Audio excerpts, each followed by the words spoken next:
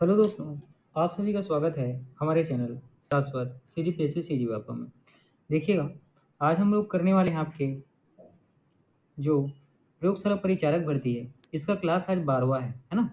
इसका क्लास आपका ये 12वां है, ठीक है? तो ध्यान रखिएगा, विज्ञान का जो वेटेज है यहाँ पे लगभग 60% का है ना? पूरा 60% का है। और इसके बाद आपका जो CG का पोर्शन और इसमें करेंट अफेयर और साथ ही भारत का आर्थिक भूगोल, ठीक है? यहाँ से आपको 40% का पोर्शन देखने को मिलेगा। तो ये मैक्सिमम पोर्शन है और साथ ही यहाँ पे आप नंबर है ना 60% में आराम से गेन कर सकते हैं।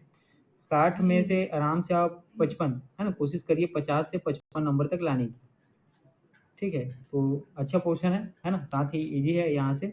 तो देखिएगा, ये जो 60 नंबर में ध्यान रखिएगा, 30 नंबर का तो आपको बिल्कुल ईजी देखने को मिलेगा, है ना? 15 नंबर के आसपास का मुझे लगता है न्यूमेरिकल देखने को मिल सकता है, ठीक। और 15 नंबर के आसपास का थोड़ा मिड है ना, मिडल लेवल का क्वेश्चन आपको देखने को मिलेगा, ठीक है। तो ये सारी चीज़ों को हम लोग करेंगे।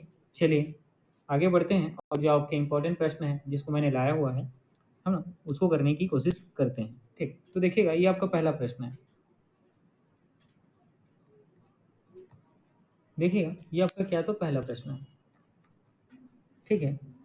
तो सबसे पहले प्रश्न को अच्छे से पढ़ेंगे कि इलेक्ट्रिक बल्ब में फिलामेंट, ये ठीक है, इलेक्ट्रिक बल्ब आप देखते होंगे, है ना?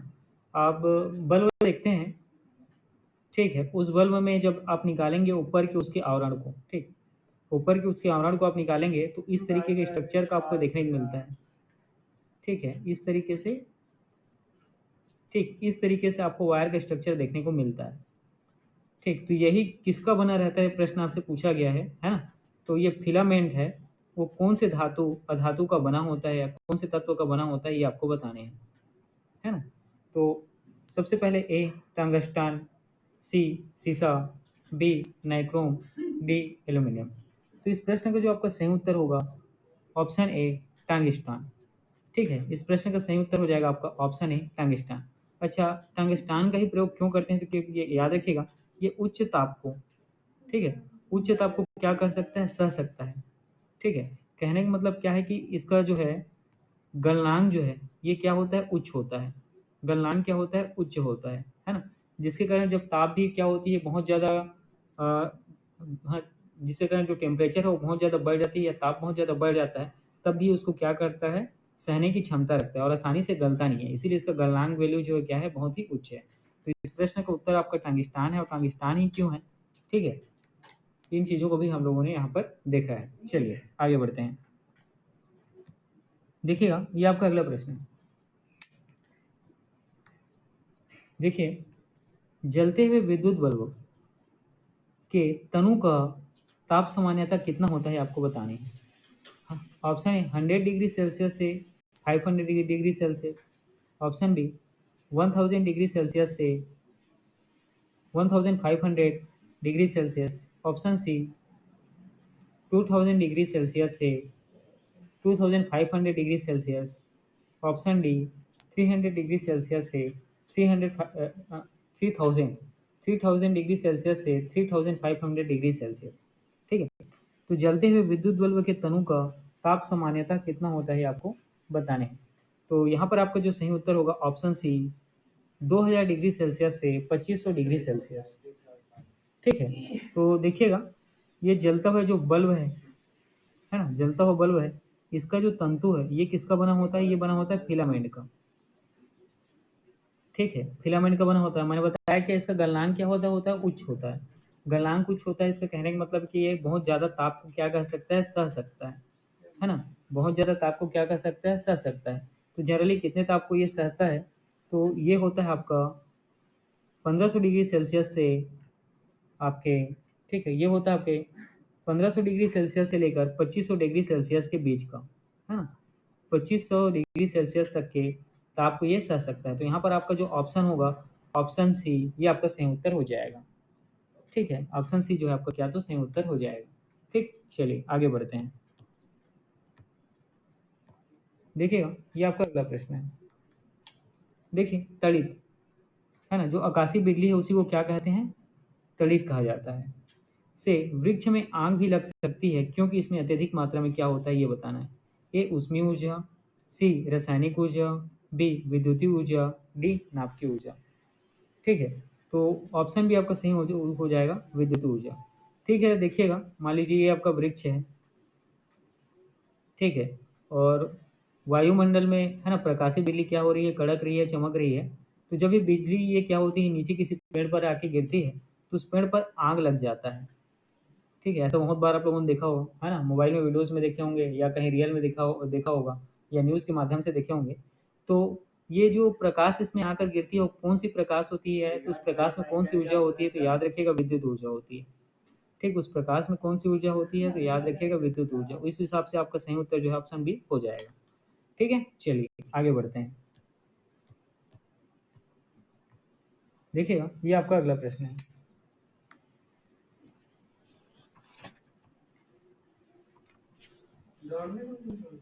देखिए, मेंस, ठीक है, मेंस क्या करने का मतलब, देखिए यहाँ पे मेन फेस है ना, मेन फेस, न्यूट्रल फेस है ना। मेन फेस होता है आपका न्यू, ठीक है, न्यूट्रल फेस आपका होता है, और एक फेस होता है आपका अर्थ फेस। बस उन्हीं फेस के बारे में बात हो रही है। तो इसी में जो मेन फेस होता है, विद्युत प्रदाय में फ्यूज का प्रयोग एक सुरक्षा युक्ति के रूप में होता है। फ्यूज के विषय में निम्नलिखित में से कौन सा एक सही है, आपको बताएं। मेन स्विच में यहाँ समानांतर जुड़ा होता है।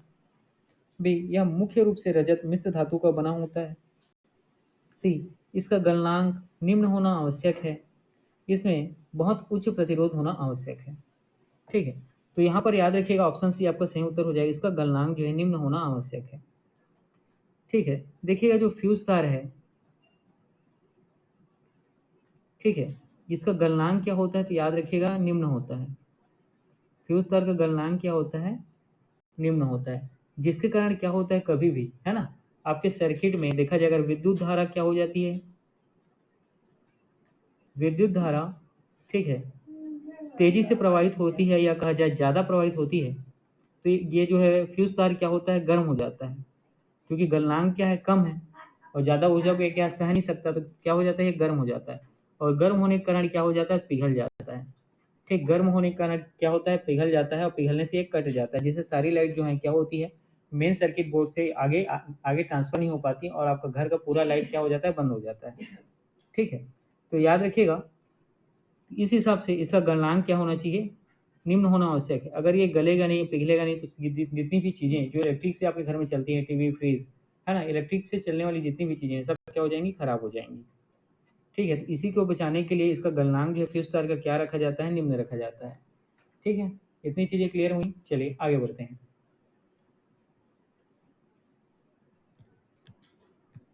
देखिएगा, ये आपका अगला प्रश्न है।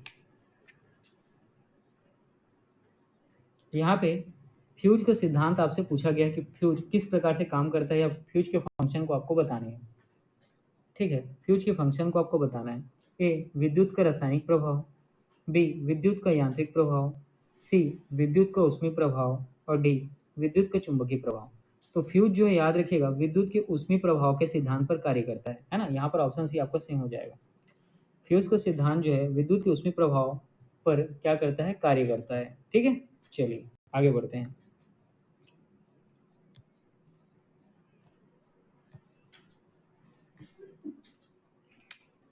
देखिएगा, अगला है आपका हैलोजन लैंप, है ना। हैलोजन लैंप सब लोगों ने देखा होगा। ठीक है, ज़्यादातर कहीं फंक्शन वंक्शन होता है तो वहाँ क्या होता है, इसको लगाया जाता है।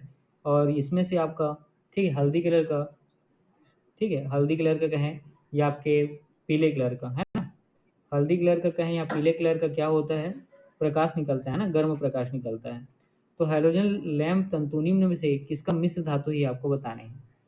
ठीक है, तो हाइड्रोजन लैंप का जो तंतु बना होता है, इसमें किस मिश्र धातु का प्रयोग किया गया है, ये प्रश्न आपसे पूछा गया है। ए, टंगिस्टान एवं आयोडीन। बी, टंगिस्टान एवं ब्रोमीन। सी, टंगिस्टान एवं सोडियम। और डी, मालिब्लेडम एवं सोडियम। तो यहाँ पर आपका सही उत्तर हो जाएगा ऑप्शन सी, टंगिस्टान एवं सोडियम, है ना। हाइड्रोजन लैंप का तंतु निम्न की मिश्र धातु को होता है, तो याद रखिएगा टंगिस्टान एवं सोडियम। किसका होता है, टंगिस्टान एवं सोडियम का। ठीक है, और टंगिस्टान एवं सोडियम इसके मिश्रण के ही कारण, है ना, इसके मिश्रण के ही कारण जो बल्ब जो जलता है उसका प्रकाश का रंग क्या होता है, पीले रंग का होता है। उसके प्रकाश रंग किस रंग का होता है, पीले रंग का कारण, किसके कारण, टंगिस्टान और सोडियम के मिश्रण के ही कारण। ठीक है, चलिए आगे बढ़ते हैं। देखिएगा, ये आपका अगला प्रश्न है। घरेलू विद्युत सप्लाई है ना, आपके घर में जो लाइट क्या होती है, सप्लाई होती है, के दौरान काले रंग का आवरण युक्त तार, ठीक है, आपके घर में जनरली आप लोग देखे होंगे, है ना, जहाँ से इलेक्ट्रिक क्या होती सप्लाई होती है, तो ज़्यादातर आप लोग घर में तीन तरीके के तार आपको देखने को मिलेगा। एक हरे रंग का तार मिलता है, दूसरा मिलता है आपको काले रंग का तार मिलता है, और तीसरा होता है आपका क्या होता है, लाल रंग का तार मिलता है। ठीक है, कौन सा, लाल रंग का तार मिलता है। ठीक है, तो काले रंग का आवरण युक्त तार ये किससे संबंधित है? देखिएगा, सामान्य आप क्या करेंगे, जैसे कि आपके आयरन का हो या आपके कूलर का हो, टीवी का हो, है ना, तो उसमें जो सॉकेट लगा रहता है वो इस तरीके से तीन का रहता है ना, इस तरीके से तीन सॉकेट रहता है। इसको आप मेन स्विच में क्या करते हैं, इंसर्ट करते हैं और बटन ऑन करते हैं, तो क्या होता है, ठीक है, वो जो आपका, ठीक है, जैसे टीवी हो गया, फ्रिज हो गया, वो चलने लगता है। ठीक, तो इसी में पूछा गया है कि जो एक काले रंग का तार होता है, उस तार का फंक्शन क्या है, वो क्या काम करता है या किस प्रकार का वो तार है। ए विद्युत, ठीक है, विद्युतमय तार है, बी भू तार है, सी उदासीन तार है, डी फ्यूज तार है, ई उपयुक्त में से कोई नहीं। तो यहाँ पर याद रखिएगा, आपका जो सही उत्तर हो जाएगा, याद रखिएगा जो काले रंग का तार होता है, ठीक है, जो काले रंग का तार होता है क्या होता है, उदासीन तार होता है ना। जो आपके काले रंग का तार होता है वो कौन से क्या तार होता है, तो उदासीन तार होता है ना, इसको हम लोग क्या कहते हैं, न्यूट्रल देखते, न्यूट्रल वायर कहते हैं। ठीक है, तो देखिए आपके घर में मैं जो है ना, विद्युत सप्लाई होती है, तो जो तारों का आप इस्तेमाल करते हैं, तारों को जो आप क्या करते हैं, इस्तेमाल करते हैं, ठीक है, उसमें और देखिए यहाँ पे मैंने बताया लाल रंग, ठीक है, लाल रंग का जो तार होता है ये क्या होता है, तो याद रखिए ये लाइव फेस होता है। ठीक, लाइव या कहा जाए क्या होता है, फेज होता है आपका। ठीक है, और काले रंग का जो तार के बारे में बताया क्या, उदासीन होता है। और हरे रंग का तार जो है क्या होता है, तो याद रखिए अर्थ होता है। हरे रंग का तार क्या होता है, अर्थ होता है। इसको क्या किया जाता है, भूमि से, है ना, इस तार को क्या कर रखे, संपर्क में रखा जाता है, भूमि से इसका क्या, तो संपर्क में रखा जाता है, ताकि कभी, है ना, विद्युत धारा तेज प्रवाहित हो तो ये क्या हो जाए, इससे अर्थ मिले, और है ना, जैसे विद्युत धारा क्या होती है, किसी प्रकार की उसमें गड़बड़ी हो जाती है, तो इंसान को क्या होता है, झटका लगता है ना, तो झटका से बचने के लिए क्या किया जाता है, ये जो हरे रंग का तार है, अर्थ तार है, इसको क्या किया जाता है, भू के संपर्क में रखा जाता है, भूमि के संपर्क में, ताकि झटका जो है ज़्यादा तेज ना लगे, और झटका लगने के बाद जो है ना, जो करंट का फ्लो हो सरिस होते हुए किसमें था, इसमें चला जाए, ठीक है, भूमि में चला जाए। ठीक है, इतनी चीज़ें क्लियर हुई, चलिए आगे बढ़ते हैं। देखिएगा, ये आपका अगला प्रश्न है, इसमें CFL, ठीक है, आजकल जो सफ़ेद लाइट आप देखते हैं, है ना, उसको CFL लाइट कहा जाता है आपका। ठीक है, जो CFL आजकल आता है आपका, है ना, सफ़ेद लाइट जो इस्तेमाल करते हैं, ठीक है, जो क्या करता है, बहुत ही कम वाट का रहता है ना, बहुत ही कम वाट का रहता है, और ये कम ऊर्जा को कंजप्शन करता है, कम ऊर्जा का क्या करता है, खपत करता है, कंजप्शन करता है। तो इसका फुल फॉर्म आपसे पूछा गया, A compact fluorescent lamp, B श्रेणली fixed lamp, C chemical fluorescent lamp, D condensed fluorescent lamp. तो यहाँ पर आपका सही उत्तर हो जाएगा कॉम्पैक्ट फ्लोरोसेंट लैम्प। तो CFL का फुल फॉर्म क्या होता है, कॉम्पैक्ट फ्लोरोसेंट लैम्प। ठीक है, इतनी चीज़ें क्लियर हुई, चलिए आगे बढ़ते हैं। देखिएगा, ये आपका अगला प्रश्न है। ठीक है, आप जो बल्ब इस्तेमाल करते हैं, ठीक है, उसके अंदर क्या तो गैस भी भरा रहता है ना। ठीक, आप जो बल्ब इस्तेमाल करते हैं उसके अंदर गैस भरा रहता है, तो देखते हैं उसी के बारे में कि उसके अंदर कौन सा गैस भरा रहता है। ठीक है, तो विद्युत बल्ब के अंदर कौन सी गैस भरी जाती है आपको बताना है। आप लोगों ने जनरली बर्फ़ देखा होगा, है ना, बर्फ़ का इस्तेमाल क्या करते हैं, आप करते हैं अपने घरों में। तो जब वो फ्यूज़ हो जाता है, तो उसका कलर पहले तो मान लीजिए पूरा वाइट है ना, तो इसके फ्यूज़ होने के बाद क्या देखिएगा, अंदर में कालापन आ जाता है।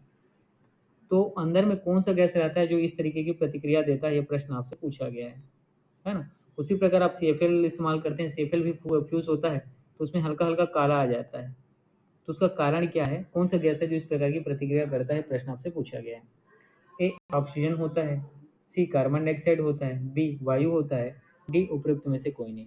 तो यहाँ पर याद रखिएगा, ऑप्शन डी आपका सही हो जाएगा, उपयुक्त में से कोई भी नहीं। ठीक है? तो सबसे पहले तो याद रखिएगा, ये जो विद्युत बल्ब है इसका आविष्कार जो है,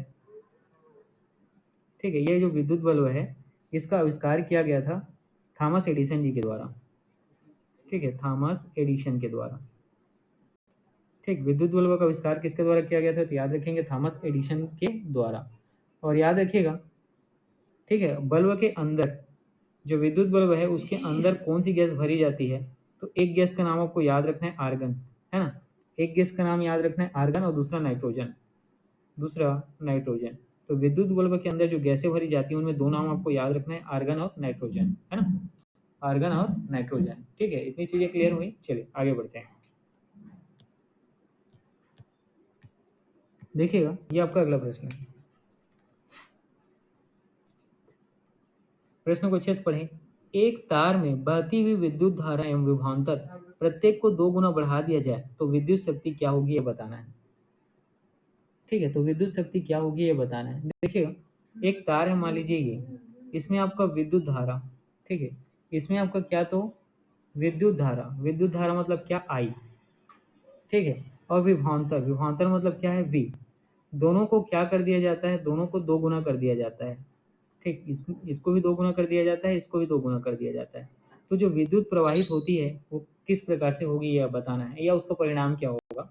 ए, प्रभावित नहीं होगी, बी 4 गुना बढ़ जाएगी, सी 2 गुना बढ़ जाएगी, डी घटकर आधी हो जाएगी, ई इनमें से कोई नहीं। तो याद रखिएगा, जब भी तार में कोई करंट फ्लो होता है, अगर उसकी आप विद्युत धारा आई और उसका विभवांतर वी दोनों को 2 गुना कर देंगे, है ना, 2 गुना बढ़ा देंगे, तो विद्युत शक्ति भी कितनी बढ़ जाएगी, तो 4 गुना बढ़ जाएगी। आपका सही उत्तर है। ठीक है, तो उसकी विद्युत शक्ति भी क्या हो जाएगी, 4 गुना बढ़ जाएगी। देखिए, विद्युत शक्ति ये किसके बराबर होता है, याद रखिएगा, ये आपके विद्युत धारा आई इंटू विभवांतर वी के गुणनफल के बराबर होता है। ठीक है, तो यहाँ पर आप देखेंगे, मतलब धारा मान लीजिए पहले 1 था, अब उसको 2 गुना कर दिए तो कितना हो जाएगा, 2। विभवांतर पहले मान लीजिए 1 था, अब उसको 2 गुना कर दिया तो कितना हो जाएगा, 2। तो पी आपका कितना आ जाएगा, 4। तो विद्युत शक्ति कितना गुना हो गया, यहाँ पे 4 गुना हो गया। ठीक है, इतनी चीजें क्लियर हुई। चलिए आगे बढ़ते हैं।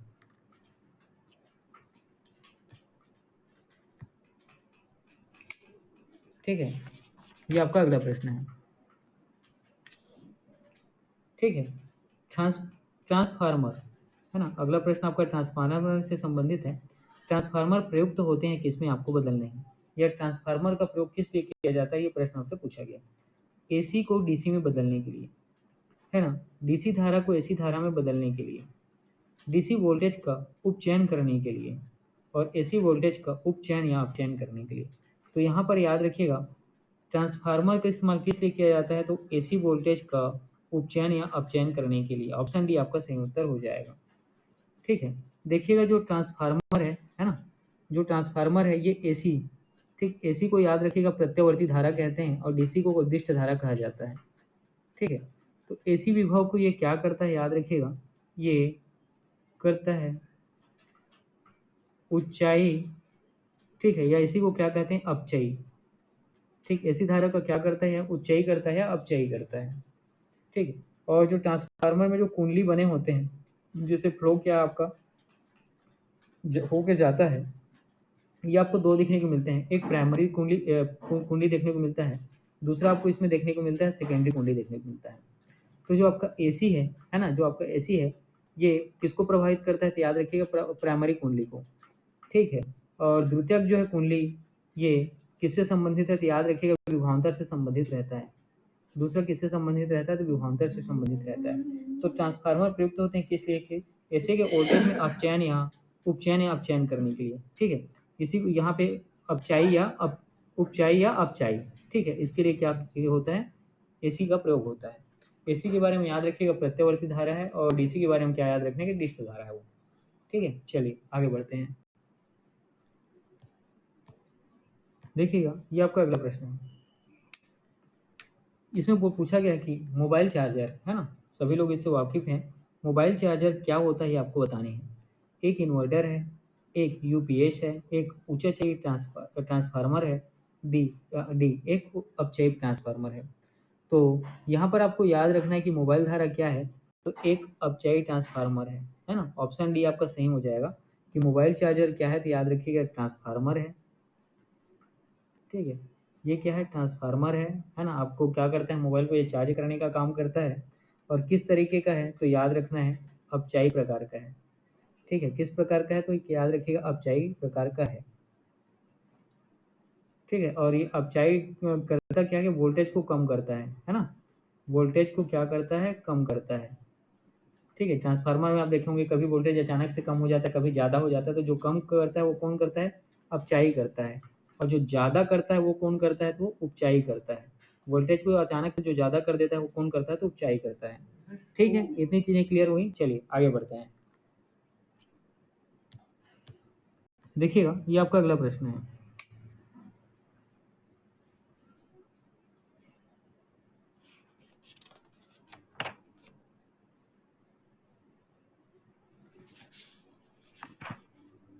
ये आपका अगला प्रश्न है। इसमें बोला गया है कि ये है प्रत्यावर्ती, है ना, प्रत्यावर्ती।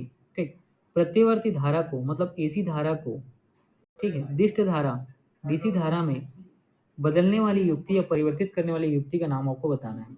ए इन्वर्टर, बी रेक्टिफायर, सी ट्रांसफार्मर, डी ट्रांसमीटर। तो याद रखिएगा, एसी को डीसी में जो यंत्र बदलता है उसको हम लोग कहते हैं रेक्टिफायर, है ना। एसी ताप को जो डीसी में बदलता है या एसी धारा को जो डीसी धारा में बदलता है उस यंत्र को हम लोग कहते हैं रेक्टिफायर। ठीक है, रेक्टिफायर कहते हैं। ठीक है, इतनी चीजें क्लियर हुई। तो रेक्टिफायर क्या यंत्र है, याद रखिएगा, एक ऐसा यंत्र है जो एसी को क्या करता है, डीसी में कन्वर्ट करता है। ठीक, इतनी चीजें क्लियर हुई, चलिए आगे बढ़ते हैं।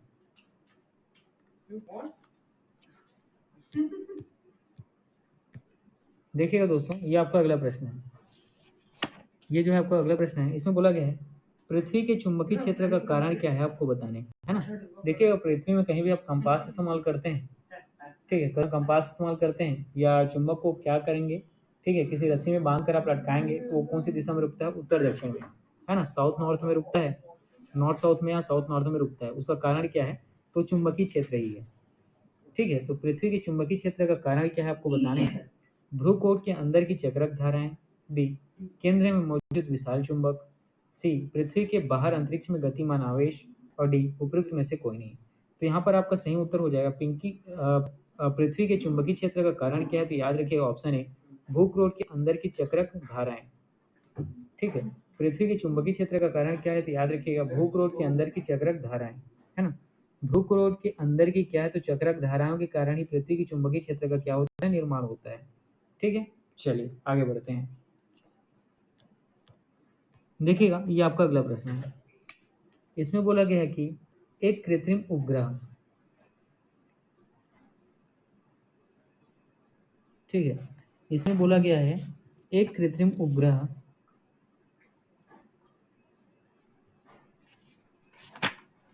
में विद्युत ऊर्जा का स्रोत क्या होता है आपको बताने हैं। ठीक है, कैसा उपग्रह है, तो कृत्रिम उपग्रह है ना। कृत्रिम उपग्रह कहने का मतलब देखिए, है ना, जो चीज हम लोग क्या करते हैं, आर्ट जो मनुष्य के द्वारा बनाया जाता है। ठीक है, मनुष्य के द्वारा क्या होता है, बनाया गया होता है ना। सबसे पहले क्या देखना है कि मनुष्य के द्वारा बनाया गया होता है, और इसको जो है ना, आपके यान के माध्यम से, ठीक है, जैसे हमारे जो है इसरो इसरो के द्वारा क्या किया जाता है, अलग अलग उपग्रह का प्रक्षेपण किया जाता है। तो यान के माध्यम से इसको क्या किया जाता है, याद रखिए, पृथ्वी पर, ठीक है, जो सैटेलाइट एरिया वाला क्षेत्र है वहां पर स्थापित किया जाता है। तो यही कृत्रिम उपग्रह में विद्युत ऊर्जा का स्रोत, तो उसको ऊर्जा, विद्युत ऊर्जा का जो मिलता है वो कहाँ से मिलता है, उसका स्रोत क्या है आपसे पूछा गया है। ए सौर सेलिंग, बी लघु नाभिकीय रिएक्टर, सी डायनेमो, डी थर्मोपाइल। तो याद रखिएगा, यहाँ पर सही उत्तर होगा ऑप्शन ए सौर सेलिंग। देखिए, जो कृत्रिम उपग्रह है ना, ये क्या होती है, ये एक टारगेटेड, है ना, एक लक्ष्य या उद्देश्य के तहत इसको बनाई गई होती है। ठीक, लक्ष्य या उद्देश्य के तहत बनाई गई होती कि ये कितने दिन काम करेगा, कितने साल काम करेगा या कितने महीने काम करेगा। उसी के हिसाब से इसमें क्या किया जाता है, शॉर्ट सेलिंग इंसर्ट की जाती हैं उसके क्षमता के अनुसार। और क्या होता है अब, है ना, अंतरिक्ष का स्तर में देखिए कि आपको क्या मिलेगा, जहाँ पर कृत्रिम उपग्रहों को क्या किया जाता है, स्थापित किया जाता है। तो यहाँ पर आपको देखने को मिलेगा, है ना, जैसे पृथ्वी घूर्णन करता है तो दिन और रात होती है। तो ठीक है, रात के समय ये जो है क्या करता है, ये जो सौर सेलें होती है, ठीक, ये सौर सेलें होती हैं, है ना, ये दिन के समय सूर्य के प्रकाश से ऊर्जा ग्रहण करती हैं, है ना। सूर्य प्रकाश से क्या करती हैं, ऊर्जा ग्रहण करती हैं, और रात में ये इसी ऊर्जा का इस्तेमाल जो है, जब सूर्य के प्रकाश इन पर नहीं पड़ता है तो अपने काम के लिए करती हैं। ठीक है, तो कृत्रिम उपग्रह में विद्युत ऊर्जा का स्रोत क्या है, तो ऑप्शन ए सौर सेलें आपका सही उत्तर हो जाएगा। ठीक, ये आपका अगला प्रश्न है। देखिए, इसमें बोला गया है कि प्रकाश वोल्टी सेल को क्या कहते हैं, ये आपको बताने हैं। ए सौर cell, C sulphur cell, B thermal cell, D molar cell. याद रखिएगा यहाँ पर आपका सही उत्तर हो जाएगा सोलर सेल। बहुत ही आसान था, है ना, बेसिक सा क्वेश्चन है कि सौर सेल या प्रकाश पूर्ति सेल, ठीक है, ये किस प्रकार का सेल है, तो विद्युतीय सेल है, दोनों याद रखना है। ठीक, ये दोनों किस प्रकार का सेल है, तो विद्युतीय सेल है। ये जनरली क्या करती हैं, तो याद रखिएगा जो प्रकाश ऊर्जा है ना, प्रकाश ऊर्जा है, इसको विद्युत ऊर्जा में बदलती है। ये दोनों जनरली क्या करती हैं, तो आपको याद रखना है, प्रकाश ऊर्जा को विद्युत ऊर्जा में बदलती हैं। ठीक है, बस इतनी चीज इसके बारे में याद रखनी है। चलिए आगे बढ़ते हैं। देखिएगा, ये आपका अगला प्रश्न है। यहाँ पे पूछा गया है कि सर्वाधिक विद्युत चालकता वाला तत्व दिए गए ऑप्शन में से कौन सा होगा, ये बताने हैं। ए चांदी, बी कॉपर, सी एल्यूमिनियम, डी लोहा।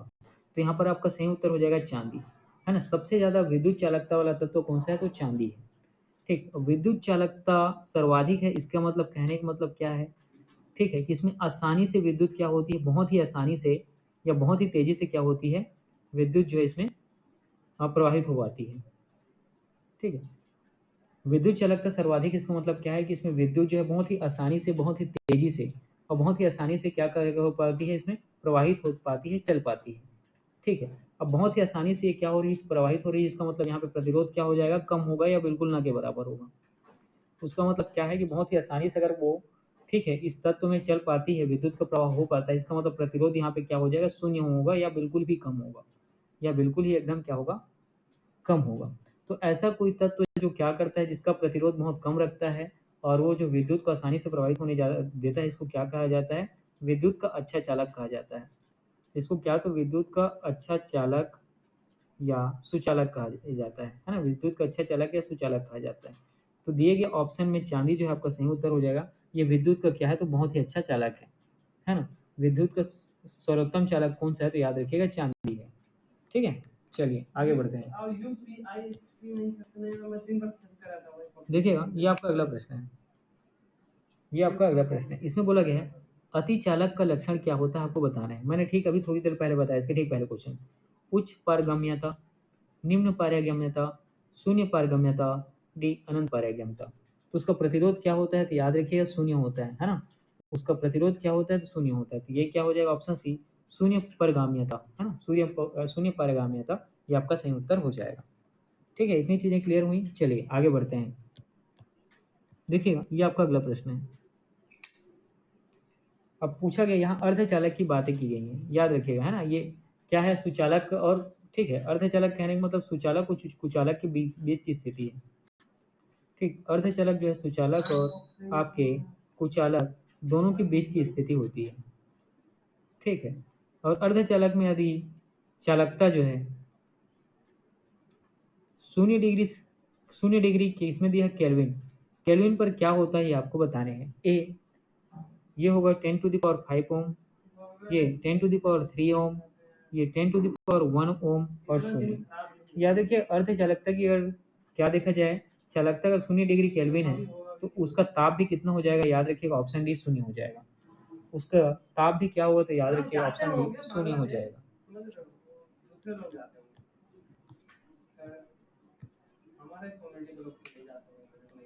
ठीक है, देखिए, ये आपका अगला प्रश्न है। किसी अर्धचालक का प्रतिरोध, है ना, अभी मैंने अर्धचालक के बताया, तो उसका प्रतिरोध गर्म करने पर क्या होगा। ठीक है, मान लीजिए कोई भी अर्धचालक पदार्थ है, ठीक, इसको, ठीक है, ये कुछ रेजिस्टेंस मान लो आपको दिखाता भी है ना, कुछ रेजिस्टेंस ये दिखाता भी है, कम दिखाता है। तो इसको आप गर्म करते हैं तो होगा क्या, ये आपको बताना है। स्थिर रहता है ना, बढ़ता है। ये अर्धचालक है, इसको गर्म करते हैं तो इसके प्रतिरोध पर क्या प्रभाव पड़ता है, प्रश्न आपसे पूछा गया है।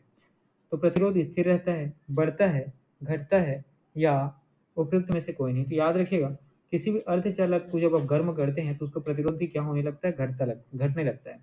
तो उसका प्रतिरोध भी क्या होने लगता है, तो घटने लगता है। तो यहाँ पर आपका सही उत्तर हो जाएगा ऑप्शन बी।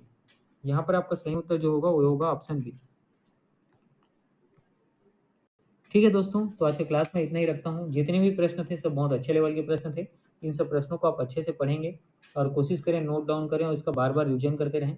चलिए ठीक है, पढ़ते रहिए। आज के क्लास में इतना ही रखता हूँ।